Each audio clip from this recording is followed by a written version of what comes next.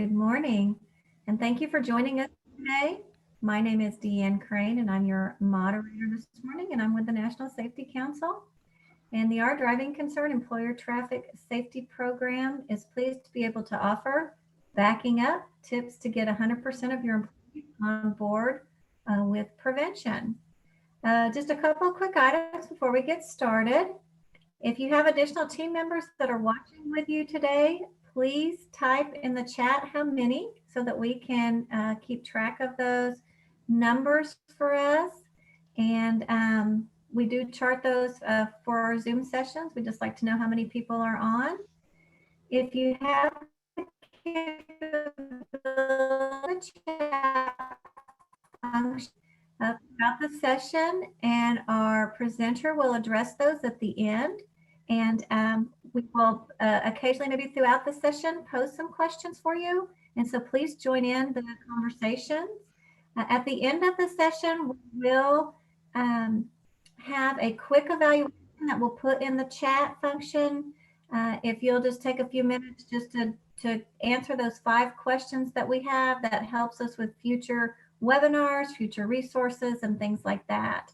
As you're coming on, if you have your video or your sound on, if you'll just turn that off, that will ensure that there's no buffering, that there's no background noise, so that everyone can hear appropriately, and that there's nothing going on in the background, and that our presenter can have a smooth webinar. With that, I want to welcome our presenter this morning, Lisa Robinson, Senior Program Manager with the National Safety Council, and I will turn it over to her to begin. Thank you, DeAnn. Good morning, everybody. Happy Wednesday. Backing up. Sometimes you think backing up, it sounds so simple, sounds so easy, right? We do it all the time. It's a part of driving. Why are we having a conversation about it? Why are we thinking about it as far as our transportation safety and occupational arena? Why are we going, man, this probably should be something that's a little bit higher on our radar? Well, I'll tell you what, backing up is the leading cause of workplace and job-related deaths for workers in work zones. We also know that there's a lot of people that like to have that close parking spot, or they're looking for the best spot. You'll see them, circling the parking lot. And so sometimes when it comes to parking, we don't always make the best choices or the best decisions because we kind of take for granted that we know how to do it. So one of my question to you is, when we talk about it, is what's the cost, right? What's the cost? Well, we know that the estimated cost of motor vehicle deaths and injuries and property just in the first 6 months of 2020 was $206.4 billion, right? That's costly. When we look at the occupational arena, that's pretty costly for employers. When we talk about a lot of things, whether we talk about injuries, health costs, liability, citations, lawsuits, legal. There's a lot of costs that come into the arena when we talk about occupational driver safety. And so you can't overlook backing. I want to ask you a question. I am going to launch a poll real quick. I want to ask you a question. What percent of crashes are attributed to backing incidents? What do you think? What percent of crashes are attributed to backing incidents? What do you think? 2, 10, 25, 50. What do you think? What do you think the answer is?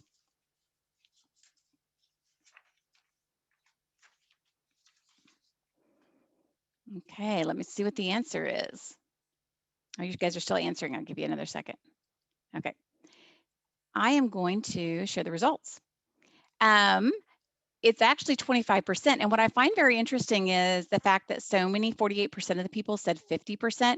I will tell you, backing up incidents are one of the most common incidents that employers or transportation safety specialists, people working in safety talk about backing incidents, that when they look at their data, backing incidents, striking fixed objects, that is something that comes up over and over and over again. It's well overrepresented. So it doesn't surprise me that in our poll that you would say 50%. That doesn't surprise me at all. And the answer is actually 25%. So I'm going to share, I've got one more poll that I want to do with you real quick before I move on to the next slide. I want to ask you your question.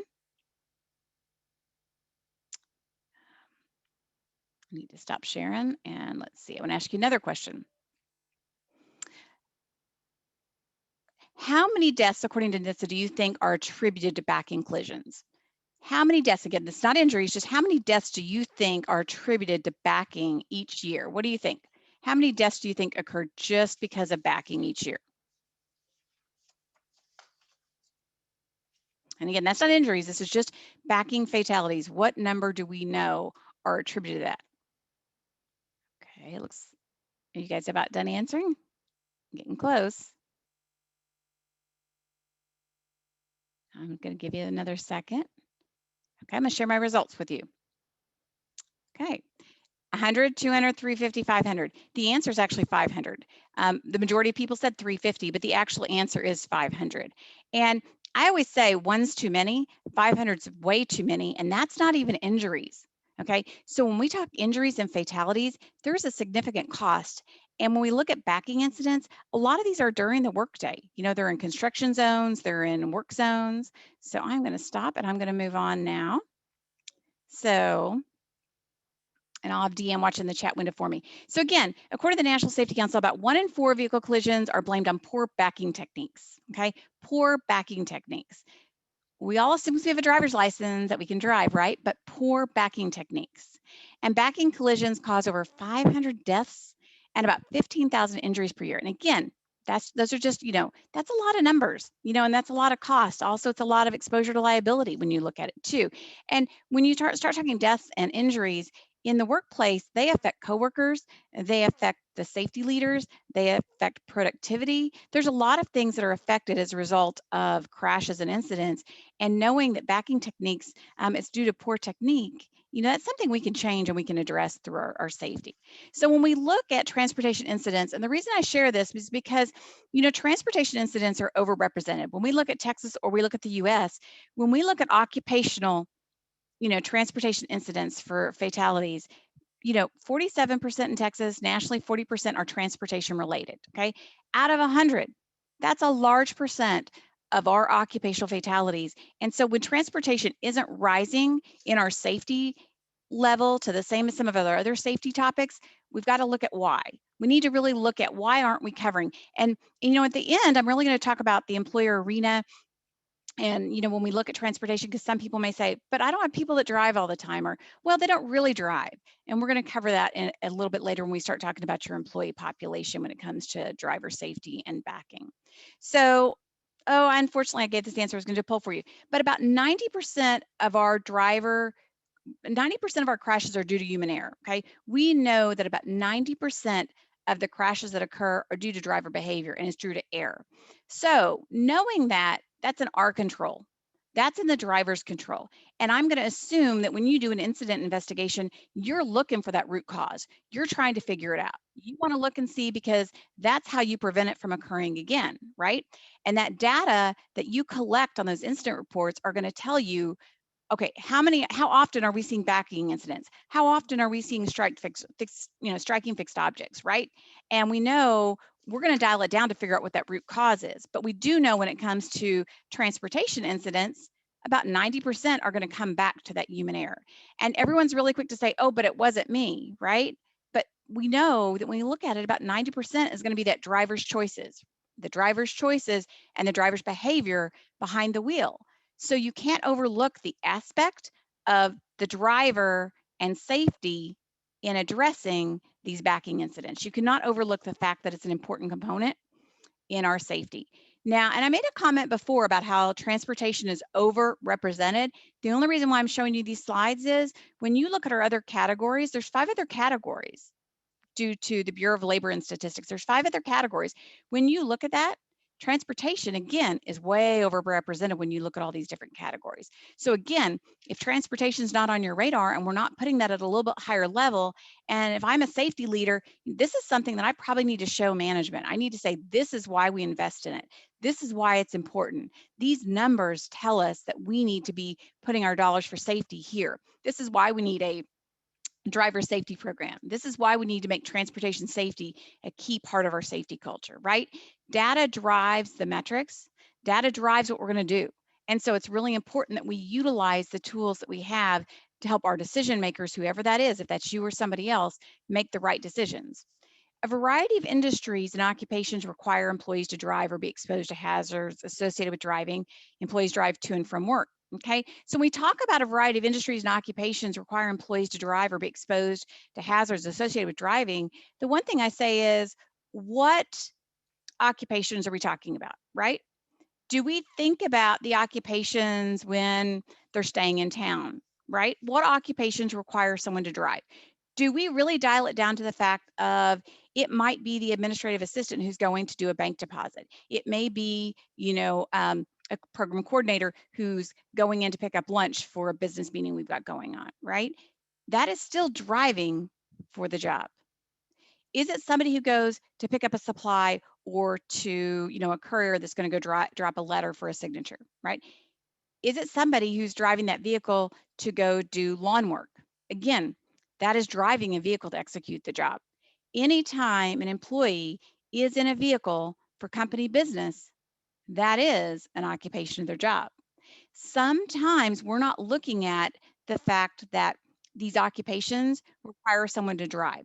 I think of home health as one. If somebody is going to home health and doing a home health job, think about how often they might be in and out of that vehicle in a day. If they're doing construction, how often might somebody be getting in and out of that vehicle? If they're getting in and out of that vehicle often, they're moving that vehicle, right? So if they move that vehicle, that means they're going to be going forward and possibly backward. So when we think about that, the one thing I'm telling you is when we look at the occupations that people do, look beyond what we're hiring them to do and the training we provide to execute the job, and also think about the transportation aspect. And then when we look at, journey management's one aspect when we start thinking about how they execute the job too and how they get there when it comes to traveling. But I'm going to tell you, stop and think about how many times in this occupation would they get in that vehicle and that vehicle would be engaged, meaning going forward or backward. So when you as a safety leader look at your safety training, how often are your sectors of employees going to be in that vehicle going forward and backward? And don't just go, well, we need some training because we know that they're going to be driving to do the job, right? Every single time that employee is in that vehicle, it's a risk. It's exposure to liability every single time. And every single time they use poor backing techniques, it reinforces poor backing techniques. So it's kind of like, I always use the example of toddlers, right? We're going to train and we're going to teach toddlers to do something and we do it repetitively over and over and over again because we know what we want to occur. It's the same way with adults in the workplace. We need to make sure that we're investing over and over and over again, but we also need to know how often are they reinforcing bad techniques, right? So you have to know how often might that employee be getting in and out of that vehicle. And I think that's an important thing to make sure you're paying attention to. So a backing over incident occurs when a backing vehicle strikes a worker. They might be standing, walking, or kneeling behind a vehicle. Unfortunately, this happens way too often. The last incident I saw was about one a month is dying as a result of this. And again, that's not injuries, that's just a fatality. And we know this happens way too often. We also know that these do occur in homes as well, outside of the job, but it will affect the employer when some of these incidents occur in an employee's home in their own driveway. So we know that backing over incidents occur. Okay, they're occurring. We wouldn't be having this conversation, and when it talks to striking a employee or another, human being, okay, we need to really look at this and go, all right, how do we change this? Because these are things that are within my control. These are things that are within that driver's control. And why are they occurring, right? So what are the severe consequences, right? You may, strike a fixed object, a moving object, a person. You might pin a person. It's going to cause, a serious injury or fatality, and it's going to be extremely costly. It will be extremely costly for a variety of reasons. And what if you have to rehire and retrain? The legal costs.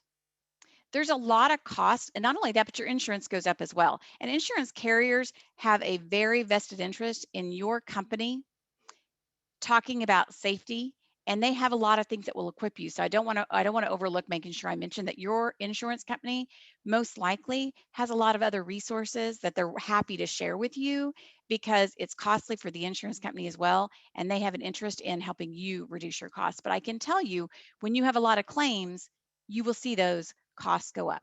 Those will continue to go up. So we talked earlier about, backing was about 25%, but one thing I'm going to tell you is you back up 1% of the time. When you are driving a vehicle, you back up 1% of the time on average, and it's accounting for 25% of our collisions, okay? We're backing up 1%, but it accounts for 25% of our incidents. So what does that tell you? We don't know how to back. We're not very good at backing, right? And there's some reasons why, some other incidents. So preventable, let's talk about that. When we talk about 90% of our crashes are due to human error, preventable incident in which the driver failed to exercise every reasonable precaution to prevent it, okay? When you're doing an incident investigation and you're looking at that root cause, you're determining what happened.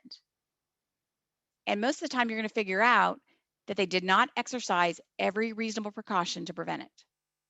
So again, it's important to be looking at this, and it's also important to educate our employees, right? They need to know that they need to use every reasonable precaution.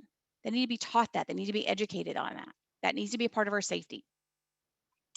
When we look at defensive driving and the National Safety Council, it's one of the phrases, the definitions taken from the National Safety Council's defensive driving to save lives, time, money, in spite of the conditions around you and the actions of others. That's defensive driving. Defensive driving applies to backing as well. And so it's a technique, and we have to figure out, how do we make sure that our employees are equipped to have the skills that they need, right? Do you have a policy? What's your guideline? And I know I was doing just a little bit of research, and I was kind of looking, and it was pretty interesting what I could find, online publicly about, backing and policies. So my question to you is, do you have a vehicle backing policy? Do you have a spotter policy? Is that policy clearly defined? What's the roles and responsibility? Who does it cover? Who are we talking about? Would you have pictures in there? Some people may not be able to read very well. Visuals are a help. Do the employees acknowledge that policy? And then I'm going to go back to, is this policy separate from your driving policy? Meaning, do you have I see you, yes, we have a signalman policy. And so my question is going to be is, when we talk about policies, sometimes a company has a generic driver policy. Do you have a generic driver policy? I like the follow-up will include a copy, and there's also a notes page. I like that. I like that a lot. So you're going to be getting all of that. So again, do you have policies? I like this. We have a backing and a parking policy. And do they sign it? Does the employee acknowledge that they know the policy, and is it reinforced? And one thing, the reason I say the pictures is some people visually, they need that as well. And do we talk about it regularly? And they say yes. So I like the fact, because think about that. We have expectations. We have expectations. Do they know the expectations? Does our employee know the expectations? When somebody's hired, there's a lot that goes on at the very beginning when an employee is hired. And there's a lot of information. They're going to be sitting in new employee orientation. They're going to sign all sorts of documents. Do they see those documents again? Do they know those documents again? And is it discussed again? That's an important piece. But again, your policy needs to be clearly defined. What happens if there is an incident? What are they supposed to do? Is there a spotter? What is that? What are the responsibilities? So, and one thing I say is, look to other companies that have successful policies. There's nothing wrong with utilizing somebody else who's done it pretty well, because they've already taken the time to investigate how to write a really good policy, and look at those as examples for you if you don't have one. Striking fixed objects is another thing that comes up consistently besides backing. I hear striking fixed objects all the time, striking those stationary objects, right? And I get this over and over and over again. And one thing that I can tell you is, encourage those employees not to park near stationary objects if possible. This is brought up over and over and over again. And again, part of this goes back to our training and education, not paying enough attention. Absolutely, that's one of the things that we know is attention is into a lot of things. But when you're in a vehicle, you can't always see those stationary objects. They may be in your blind spot. So if you could avoid parking near a stationary object, that is a benefit to that driver. That's automatically, mitigating some risk.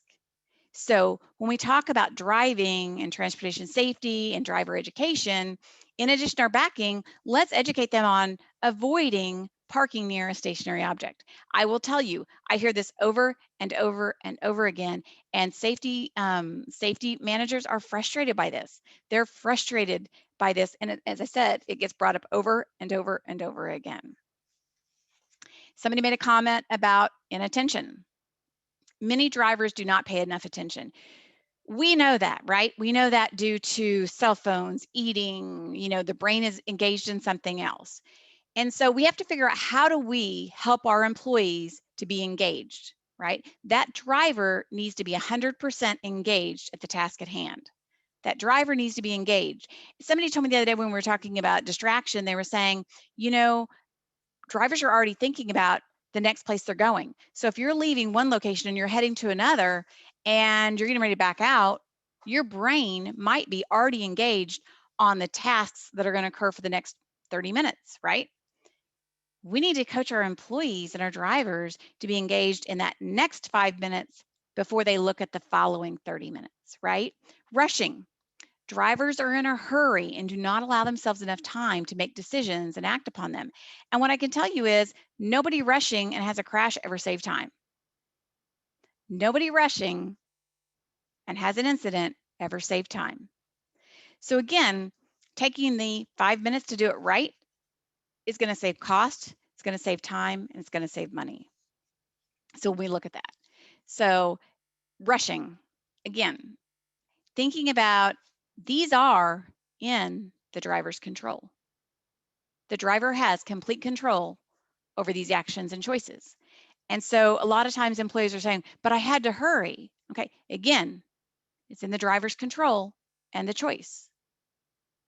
So one thing I'd say is, talk about these. We can talk about techniques all day long, but if we don't cover all aspects of backing, when we talk about avoidance, backing incident avoidance, if we're not talking about why these are occurring, how the drivers are responsible and how they can make choices and what our expectations are, we haven't done a very good job of educating them, right? And again, change occurs very often, so it's important that we're helping them understand this. Plan your exit on arrival. Plan your exit on arrival. That's one thing to teach your employees. When you arrive, think about how you're going to exit. Oh, I like somebody talking about drivers tend to put too much faith in their cameras, or, focusing on the cameras. And you know what? The driver is the car's best safety feature. That driver is the car's best safety feature. I say that all the time. We can have all the crash avoidance technology in the world. That driver is still the car's best safety feature, and making sure that they're not depending on that. It's a great tool, but it is not the only tool, and they are the most important tool. So again, planning your exit on arrival. Choose those easy exit parking spaces that don't crowd, other vehicles. I always tell people, we need 10,000 steps a day. Don't park the closest. Find the best parking spot, not the closest parking spot, the best parking spot. And park the vehicle in the center of the parking spot. How often do you see other vehicles that are like over lines?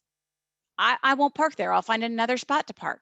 Always make sure that you double check that you've done a good job of parking, because you don't want to be near another vehicle, because what if your driver is over the line and somebody else parks correctly? Now they're really close to the other vehicle. Park away from entrances, exits, and other cars whenever possible. Educate them on the best places to park. Do we talk about that when we talk about our backing?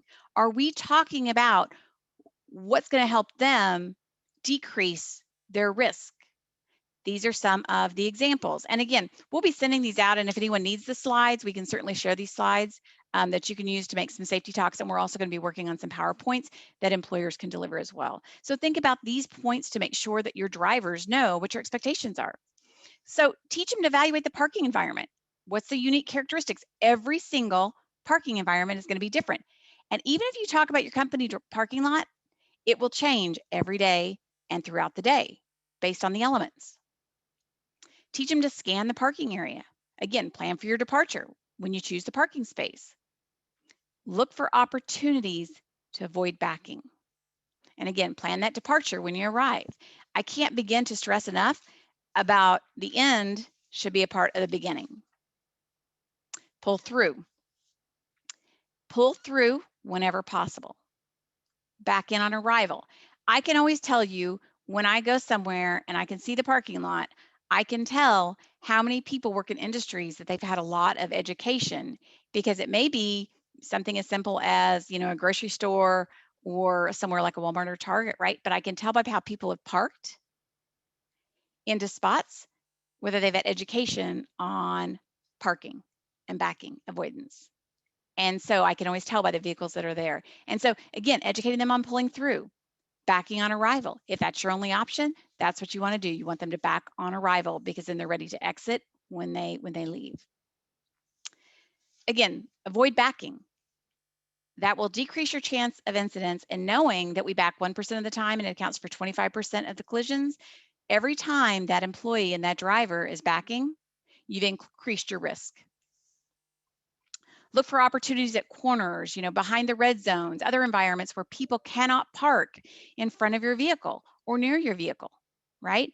Find places that you can park that other vehicles won't be parked near you, because again, it's an area where they can't park. So look for those opportunities and those places. Again, comes back to educating them. Have we had these conversations about the best places to be parking? Maybe we've talked about the pull through or the backing in, but have we talked about these red zones or other environments where people can't park? Look for those places that other vehicles can't be near their vehicle. So again, back first, back before they park, not when they leave. Again, these are some of probably the most important tips that you want to reinforce, just like I'm reinforcing with you. These are the things that you want to keep talking about with those employees. Back up only when necessary. If we don't have another choice, okay, great. But you want to make it, kind of the last choice, only when necessary. And if you must back first to the driver's side. And when you're backing, scan the area consistently. Use the rearview mirror as a third mirror. And again, do not only depend on your cameras. When in doubt, stop and get out. Absolutely. If you're not 100% sure, there's nothing wrong with stopping that vehicle, getting out and doing another 360 and looking. Some vehicles use beacons. They may use a light. They may use a sound. There's a lot of different things. And again, that's alerting other people as well to this vehicle backing. But again, when in doubt, stop and get out. There's nothing wrong with taking a minute and stopping and getting out and double checking and looking where you're at. Look, think, and plan. Look at the target backing area. You need to look high and low, right? What are the potential hazards? You need to scan the entire area for dangers and risks, and watch for changes. Watch for changes in the environment. Pay attention. Again, be engaged. And everyone, I've seen several people talk about attention, and that's why it's really important when we talk about driving, but especially backing, because we do have those blind spots. The environment may change. There's going to be things that we can't see. So having an attention to detail is really important, and being engaged. Again, back toward the right side is very dangerous because you cannot see as well. That's the passenger side. If you can't see as well. And so when you back toward the driver's side, you can see a little bit better. And so again, you need to scan, you need to look, you need to use all the resources that you have available, and use your mirrors. So again, what resources do you have available and using them? A lot of people are familiar with goal, get out and look, do the walk around, begin backing directly afterward. A lot of people are familiar with goal. One thing that we did in our project, we probably did this about 5 years ago, we created window clings that they say 360 for safety with these feet. So employers could put them on the inside of the window by the driver's door. We know a lot of companies will use orange cones. They may use the flag on the vehicle, magnetic flags, and that would remind the employee to do that. And one reason why we did the window clings to the inside of the vehicle by the door handle was when they look down to open the door, they automatically see that 360. Again, it reminds them to do the 360. Anything that we can do that reminds our drivers and reinforces and reminds is going to be helpful for them. And again, following policy. Because here's one thing I think is really important. I talked about policy a minute ago, but one thing you need to know is if you've got driver policies or you have company policies, but the company isn't really great about following through on the consequences, or when there's a policy and somebody breaks a policy that, it's just kind of overlooked, right? So it's going to affect all the policies. So it's really important that if you have policies, again, that they're understood, they're known, and that they're reinforced. And so that's a really important part. So again, don't think you're clear, get out and look. You know, again, if you need to stop the vehicle, get out and look. But I highly encourage you to think about, what are those reminders? What are those prompts for those employees throughout the day? What are the way that they consistently can see what those reminders are? I don't know about you, but I write myself notes all the time. I'll be thinking about something and I walk in a room and I can't remember what I was doing, right? I'm not saying with driving, you know, because it comes second nature, but we don't want those second nature to be bad techniques either. So again, anything that we can do that does the reminder for our employees is extremely helpful. And again, you need to minimize the distance you need to back. You don't rush, slow down. Rushing never solves anything. You got 6 sides. There's 6 sides to that vehicle. You got to keep your eyes moving. You got to keep scanning. You need to ensure the conditions haven't changed. Use all the resources that you have available. Again, people have a lot of excuses. If you've got a spotter, you need to use them. What resources do you have? What guides do you have? And again, if safety and we're not having a conversation and doing, you know, backing techniques and talking to our employees about all these different things on a regular basis, and we only do it annually, that's probably not going to be enough, right? So again, you got to keep your eyes moving. We want to look at defensive driving. Our goal is to mitigate risk. You know, the employer has a vested interest, and it's the bottom line. And a lot of times it's hard to determine what's that return on investment. But I got news for you. The first time you have a really significant incident, the costs are exorbitant.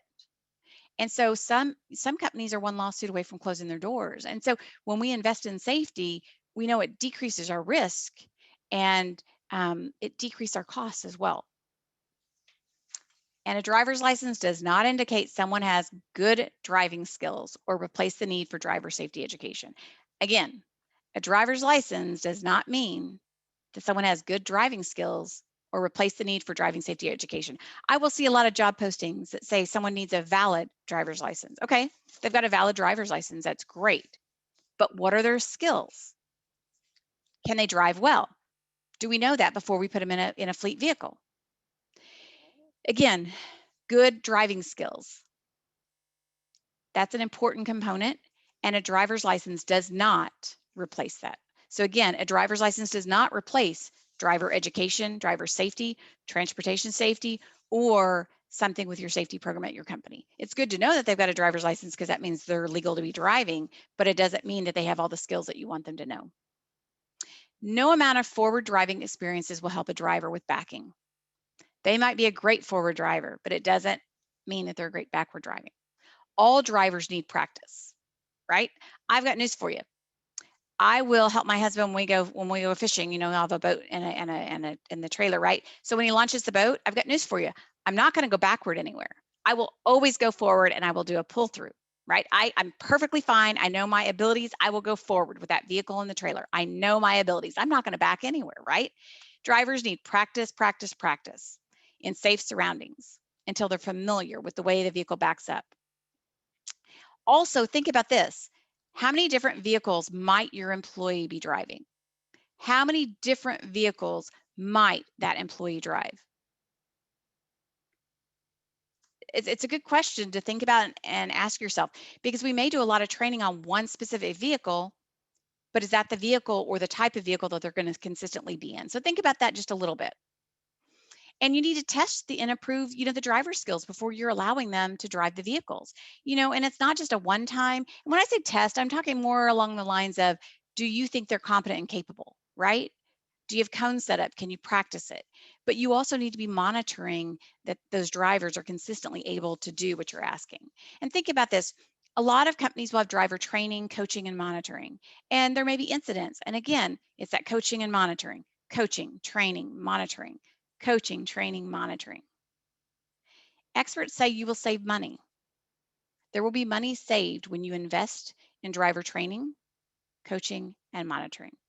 When you are actively involved in your driver program, you will save money. I also want you to think about 100% of your employees. There's some groups that get lost or get forgotten when it comes sometimes to our safety training, safety education, but there's a lot of employees that get lost when it comes to our driver safety. And that would be our part-time employees, Those ones that are around 15 to 18 may still be in high school. The aging workforce, which may work part-time for you. Interns, work sporadically. I say that because we know we've seen incidents where somebody has passed away in a crash and they were an intern. And so I say that because do we ever ask these employees to do something for us where they're in a vehicle or motorized equipment? Another thing to remember is they're also driving to and from work. So when they're not at work, there's a cost associated with that, rehiring, retraining, maybe your fringe benefits, lost productivity. So your goal is that these are good drivers 24/7, not just when they're working for you. So I encourage you to think about 100% of your population and not just those who are hired to drive. And a lot of times companies only look at those who are driving, the majority of their day. That's what they look at as far as their fleet drivers. But we really need to look at anybody who may be behind a vehicle. Also, too, that includes your employees who drive personal vehicles for work. That also includes those employees who get on a plane and use a rental car, right? We need to be looking at 100% of our employees that touch any kind of motorized equipment, whether it's a vehicle or something else. We need to be looking at all of them. What's your policy, right? All your employees need to know your policies. What if you just all of a sudden ask somebody to do something? Did they sign the policy? Do they know it? Were they aware of it? Right? Because a lot of times right now, and COVID is one where we're seeing it significantly, where, we may not have drivers and we've got to have people that are subbing in to do it. Okay. So if somebody's subbing in, do they have the same skill set? And we also know that people who just occasionally drive die at a higher rate. And so if people who are just occasionally driving don't have the same training, same education, they're not aware of the policy, they're at a disadvantage and it's higher risk. And your driver safety and the education when it comes to backing has got to be consistent. It's got to be ongoing. It can't be just when they're hired. It can't just be annually, once a year. These are things that when we talk about our safety, we need to make sure our safety supervisors are equipped. These safety supervisors and our safety managers and these leads, they're at the forefront. They need to be equipped to make sure that this is a part of your ongoing. I heard somebody say tailgate talks. Absolutely. I like to constantly say grab every 2 minutes. Every 2 minutes is an opportunity to educate and train.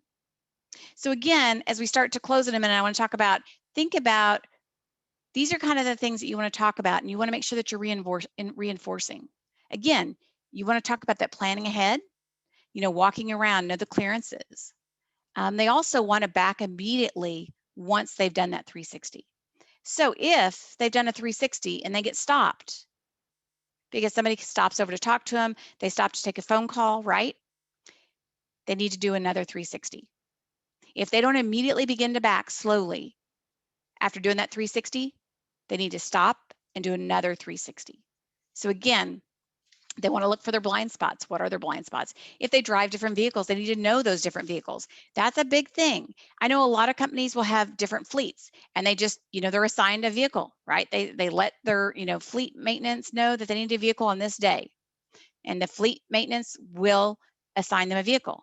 Well, one thing I'd say is, can your fleet maintenance try to assign the same type of vehicle to the drivers? I know whenever I travel for work or before I was on a travel hold and I would fly different places and I would get rental cars, I would look at the same rental company and the same vehicles that they offered and try to get the same vehicle every time, the same make and model of the vehicle, because I was comfortable with it, instead of getting a different vehicle every single time because the buttons were in different locations. Use that spotter. Make sure that you can see that spotter. Use all the mirrors. Again, do not depend only on the cameras, but use all the mirrors that you have. Everything that you have an advantage, but use the spotter and make sure you can see them. Make sure you can see those hand signs. Make sure that you've got eye contact with that spotter, right? Again, get in and back up immediately and slowly. Continually checking rear and side. Don't stop looking because you've started backing. Roll down that window. You need to be able to hear what are the sounds going on around you outside. They need to be able to hear that, right? So if they get in that vehicle and they turn the music up or they've got their phone engaged, they're not paying attention and they can't hear what's going on around them. So it's important that they're paying attention and they can hear anything. What if it's somebody who's trying to get their attention? They need to be able to hear. They need to be able to hear that spotter. They need to know what the environment and what's going on around them. Return on investment. Why do we do anything? It's that return on investment. And a company is always looking at their bottom line. The company is always looking at, and I hate to say this, but I hear this from a lot of safety leaders. Safety is the first area that gets cut when times are tough. Safety is sometimes the first area that gets cut. And what I'll say to you is, I'm hearing from companies that have invested in safety, and they've invested significantly in transportation safety, and they're seeing their costs have been maintained. Their insurance hasn't been going up like maybe some other companies. And so I will tell you that when we invest in safety, there is a return on investment.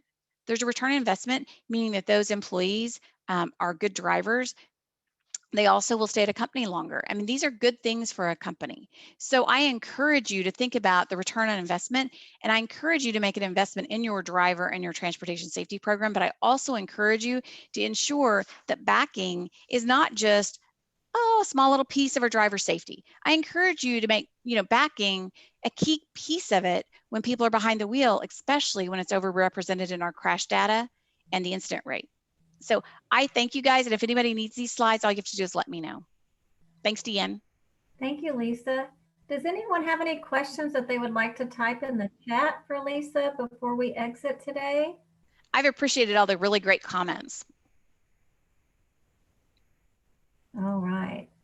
Okay, I've put in the chat function the evaluation link. As you're exiting, if you would take just a few minutes to click on that, it's just a quick 5-question survey that will help us with our future webinars and our future trainings, future resources, and things like that. We want to thank Lisa today for the great information. I will be sending out a follow-up email that has the slides and some additional information on backing up. With that, this concludes the webinar this morning. So we hope you have a great day and be safe. Thank you.